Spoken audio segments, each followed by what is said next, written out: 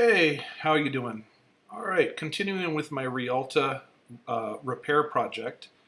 I had run out of welding wire, and so I shifted gears to working on the propane tank, which was in pretty ugly shape. And I also had to make a new cover for it. You can see over there behind me while I'm working, the old cover is all messed up. That is the sheet metal fab part of this video, and if you want to just jump straight to that, you can jump to around 7 minutes and 38 seconds.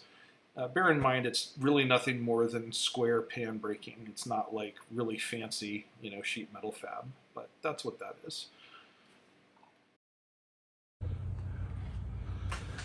Time to paint.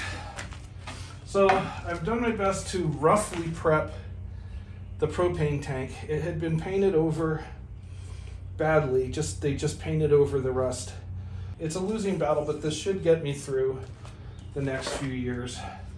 I'm using Seal, which is a rust converting metal primer. So I'm going to use this.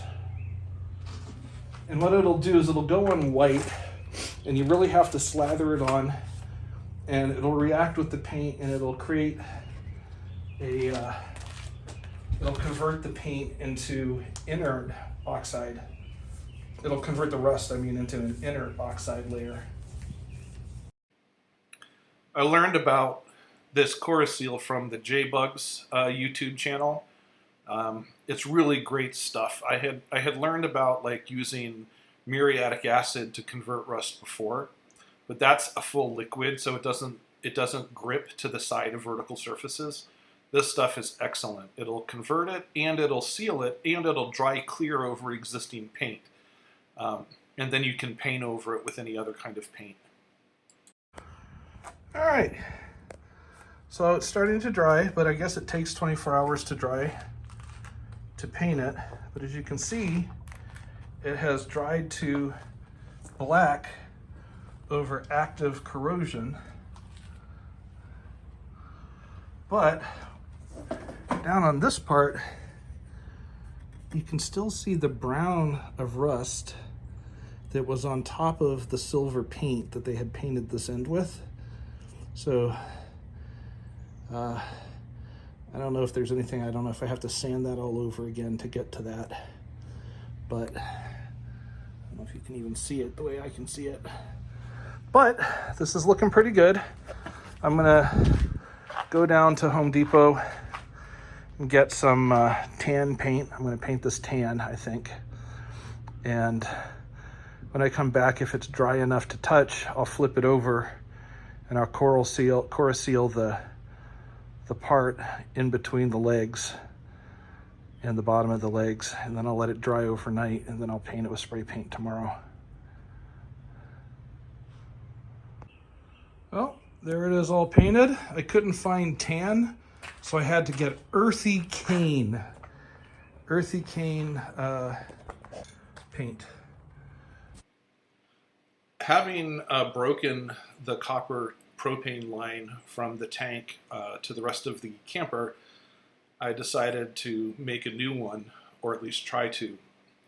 The connection is pretty much the same kind of connection as brakes, so I'm using my brake flaring kit to create that.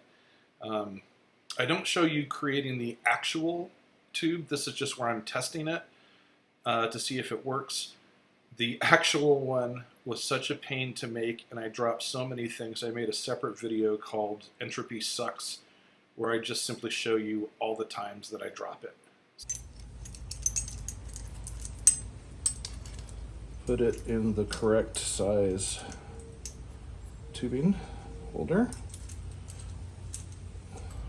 And the way I saw on another video to get the height right is you put your insert in, and then you make the copper stick out that much.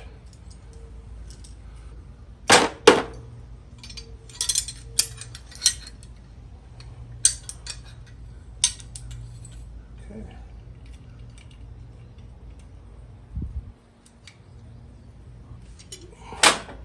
I wonder if I'm supposed to use a lever, mechanical leverage or not. Okay, that's all the way down.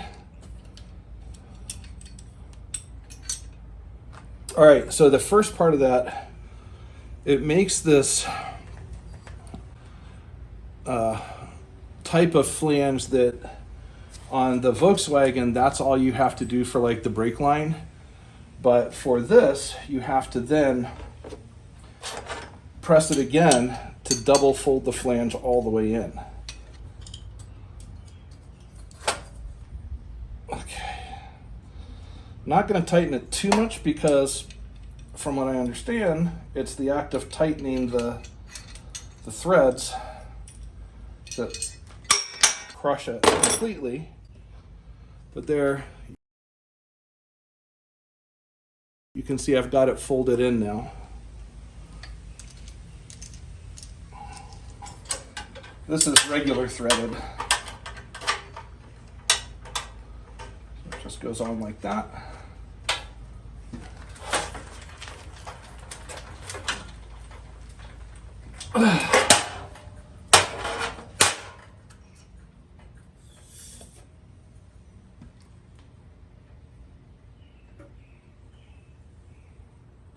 I've got my finger down on the tube, blocking it off, and I did not hear or smell any propane coming out up here.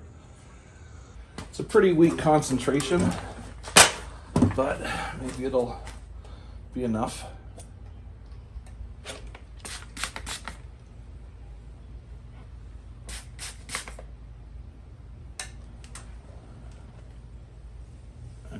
Do not see any bubble action. Yeah, and if you look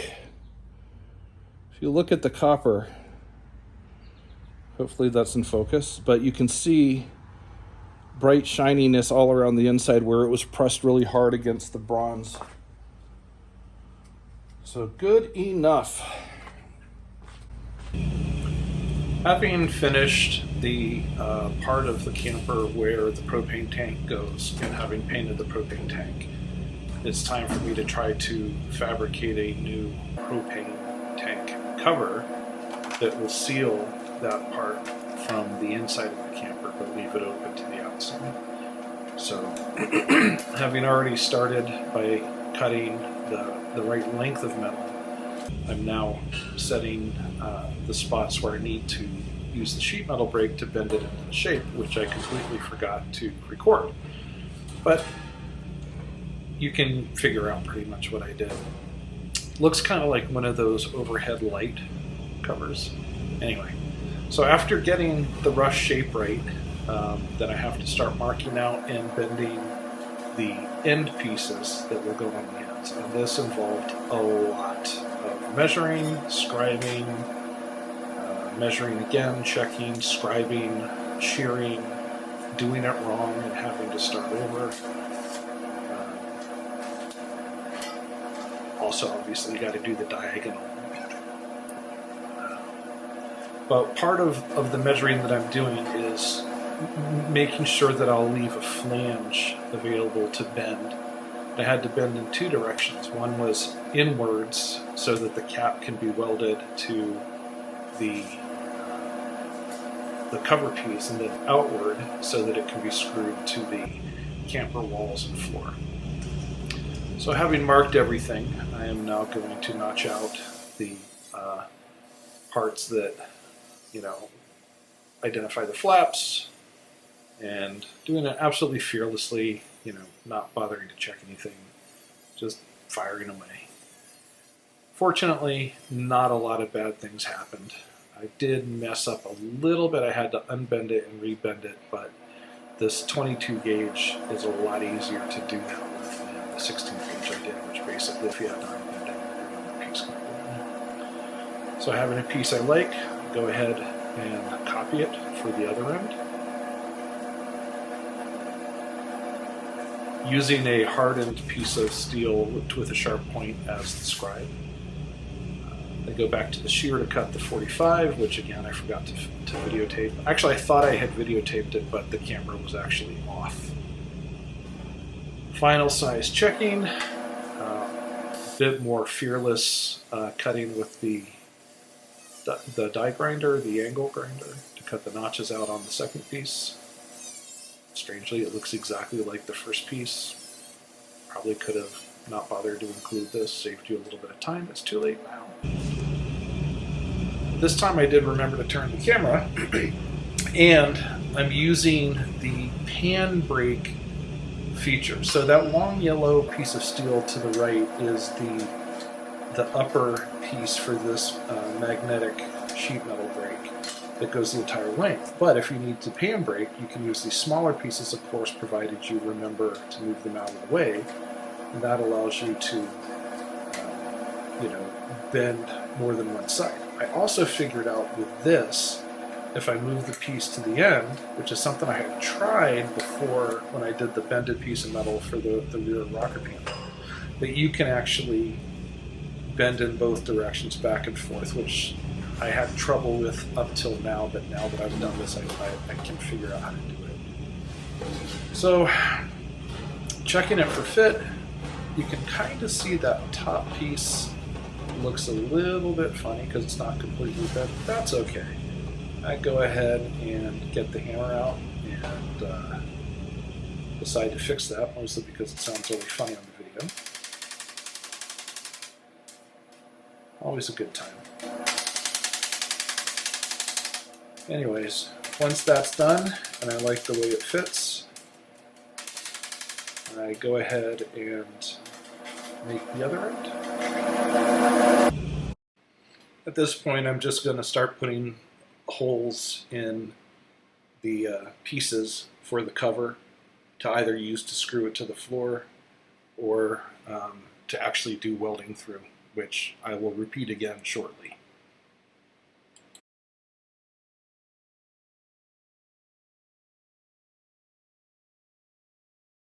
As I was saying, the sides that I'm going to screw to the wall or to the floor, they don't have to have as many holes because I'm just going to put screws in them. But the ones that I'm welding actually to the metal need to have a bit more closer together so that it'll be stronger.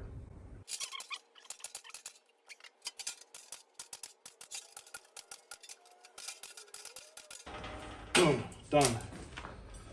All right. Now I've already got some surface rust forming on these. And I'm almost out of rust forming primer, so I think I'm going to go down to Advanced Auto real quick and see if I can see if they have any rust forming primer. All right, as I said, just gonna do a quick weld scrub on the surfaces that I expect to have to.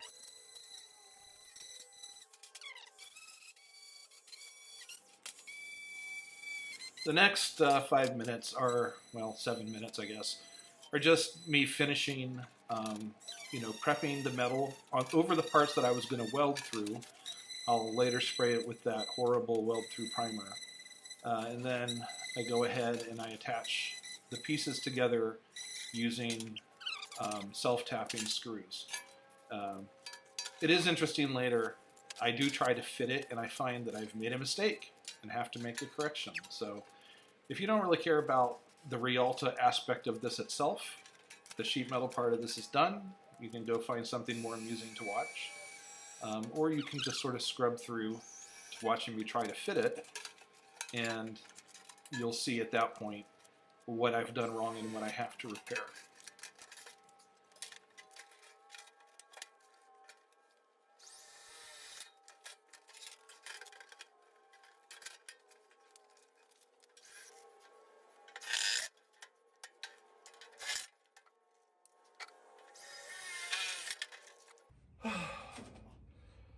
I could probably just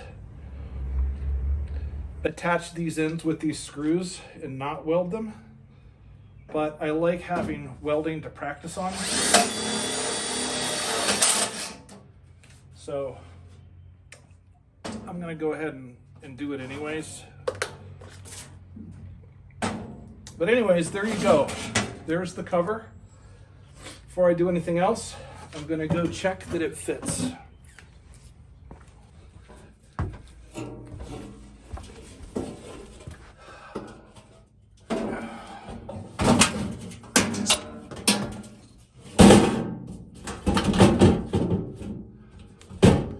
That's the right height. Trouble is, the wall tilts away. So, I'm going to have to angle this. All right, let me get a ruler, find out how much I messed it up.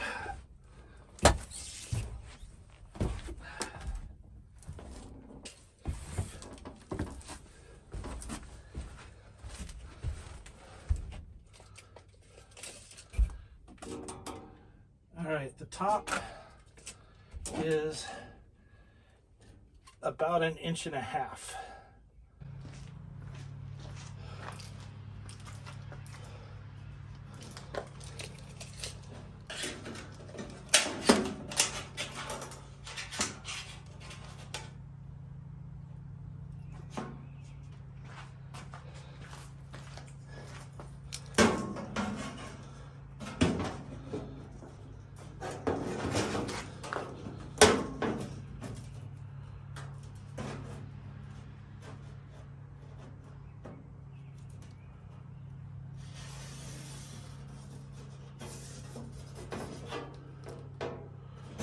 I have to knock that much off of the side pieces. I guess I will take this down to the maker space again, and I'll have to bend this piece out, cut off a piece right here, and then bend it at a different angle, trim a little bit off here. So that's what I'm going to do. All right. So now that I have adjusted the side piece, it fits more closely in place. Not perfect, of course, but certainly manageable. It, of course, bumps up right here, so I'll probably cut this and bend it a little so that this will actually fit down where it's supposed to. But otherwise, I'm ready to weld. It is a hot day. I have a fan that I just bought because it is so hot and humid. I'm going to start welding the lid for the hood for the propane tank.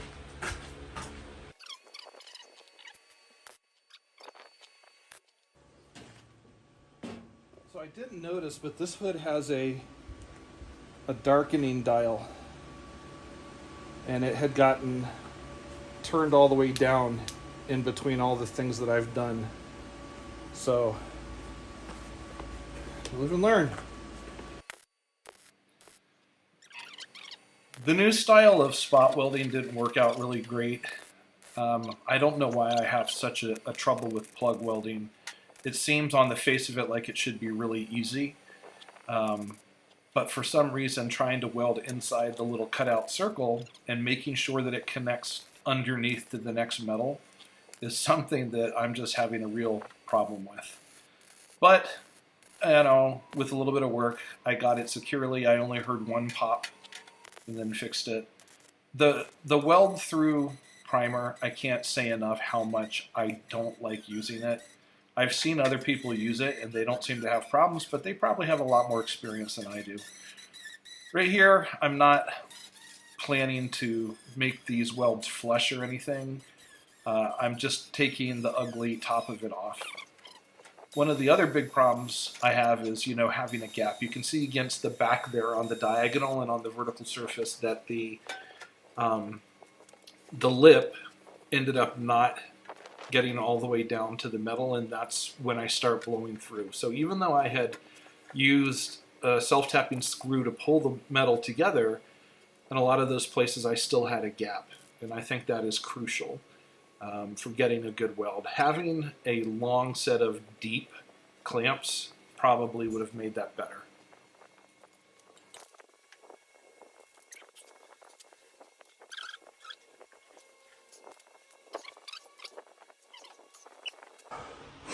Just going to give this another coat of paint with actual enamel paint and primer.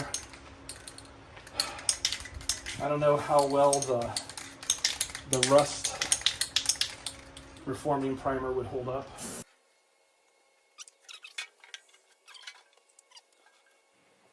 The tan paint, the cane paint, had a vertical nozzle, like it had a slit that made a fan, and that went on a lot easier. This has a, a round nozzle, and I'm messing it up.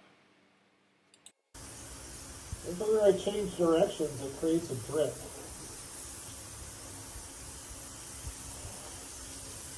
I'm trying to remember if I've ever painted something this large before.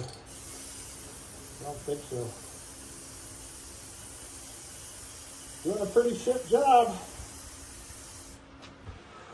Well, there it is. All painted inside and out. Ready to install, which is going to probably happen next week. This weekend I have to fix my sister's truck.